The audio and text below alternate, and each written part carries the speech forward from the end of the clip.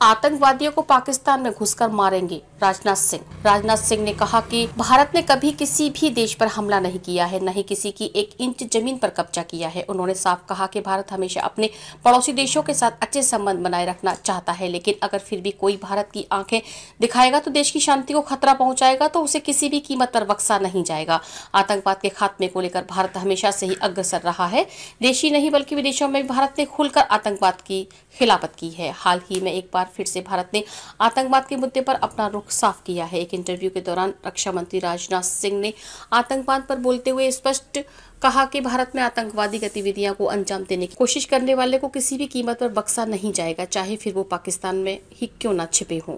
रक्षा मंत्री ने कहा कि देश में आतंक फैलाने के बाद सीमा पार भागने वाले शख्स को मारने के लिए भारत पाकिस्तान के अंदर भी घुस जाएगा। दरअसल ब्रिटिश अखबार द गार्जियन ने एक रिपोर्ट छापी है जिसमें दावा किया गया है कि भारत ने विदेशी धरती पर रहने वाले आतंकवादियों को खत्म करने की एक बड़ी योजना के तहत साल 2020 से पाकिस्तान में 20 आतंकियों को मार गिराया है। देश को नुकसान पहुंचाने वालों को देंगे मुंहतोड़ जवाब। अब इस रिपोर्ट के बारे में रक्षा मंत्री से सवाल किया गया तो उन्होंने कहा कि अगर पड़ोसी देश की तारीफ से किसी भी आतंकी के भारत को नुकसान पहुंचाने की कोशिश की है तो भारत उसका मुंहतोड़ जवाब देगा। मंत्री ने कहा कि अगर आतंकी छिपने के लिए पाकिस्तान जाएगा तो पाकिस्तान में घुसकर उसे मारेंगे। भारत ने कभी भी किसी भी देश पर हमला नहीं किया, न ही किसी की एक इंच जमीन पर कब्जा किया है।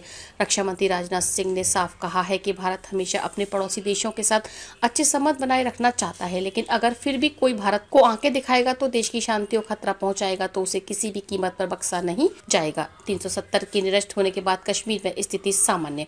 इसके साथ ही इंटरव्यू में राजनाथ सिंह ने पाकिस्तान के कब्जे वाले कश्मीर पर भी बात कही। उन्होंने कहा कि आश्वस्त रहें कि पीओके के लोग खुद मांग करेंगे कि वो भारत के साथ रहें। रक्षा मंत्री ने कहा कि पीओके में कुछ प्रदर्शन भी हुए हैं क्योंकि वहां के लोग भारत में विलय चाहते हैं। उन्होंने ये भी कहा है कि आर्टिकल 370 के निरस्त होने के बाद कश्मीर में सामान्य स्थिति लौट आई है और विकास तेजी से हुआ है।